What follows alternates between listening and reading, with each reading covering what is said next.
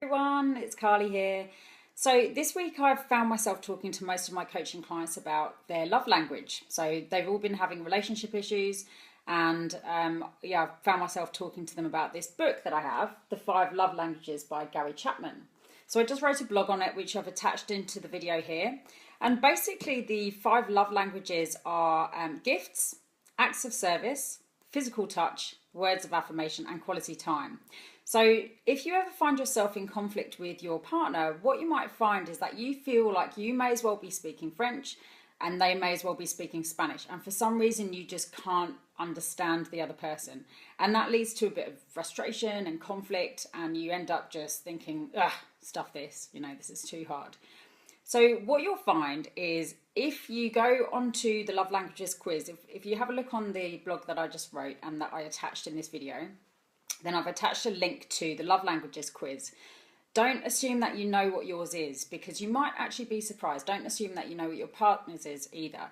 We tend to we tend to act our love out in ways that is our primary love language. So if you find yourself quite an affectionate person, then chances are your love language is physical touch.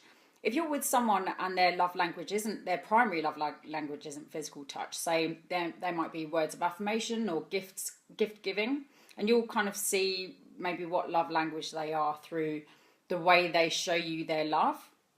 But the issue with that is that if you're speaking two different love languages, then you may not feel like they care about you as much as they actually do.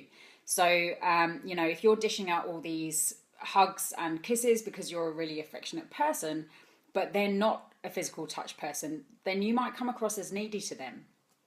And equally, if they're a physical touch person and the first thing that you do when they get home isn't to come home and give them a kiss and a hug, hello, then what you might find is that they I don't know, they might walk in the door and think, oh, maybe they haven't missed me as much as I've missed them today, and they may not feel like they're receiving that love from you.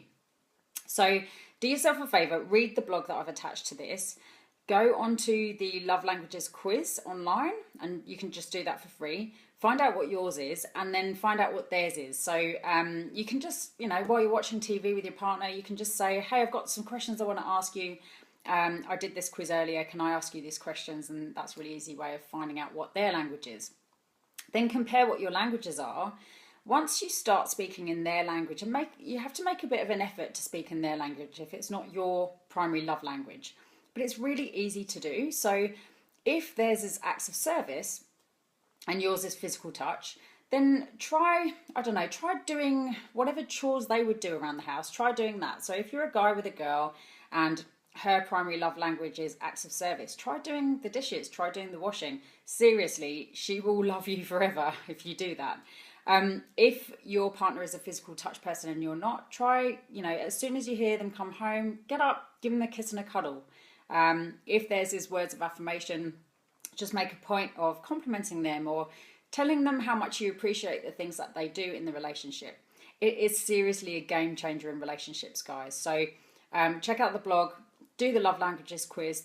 I've also put a link to where you can buy the book as well. If you're interested in buying that, then go for it. It's a great book. It's quite a short read. It's just a thin book. It's a pretty easy read. It's not like a War and Peace type of book. So there's the book again. Check it out. Seriously, if you are having conflicts in your relationships, then this is definitely the thing to know. So give it a go. I'd love to hear your feedback. I'd love to hear how you're going with it. Drop us a line and let us know what your love language and your partner's is, and you'll be able to see patterns of those times when maybe you didn't get on so well, and what it may be really about, so let me know how you go and have an amazing weekend. See you guys.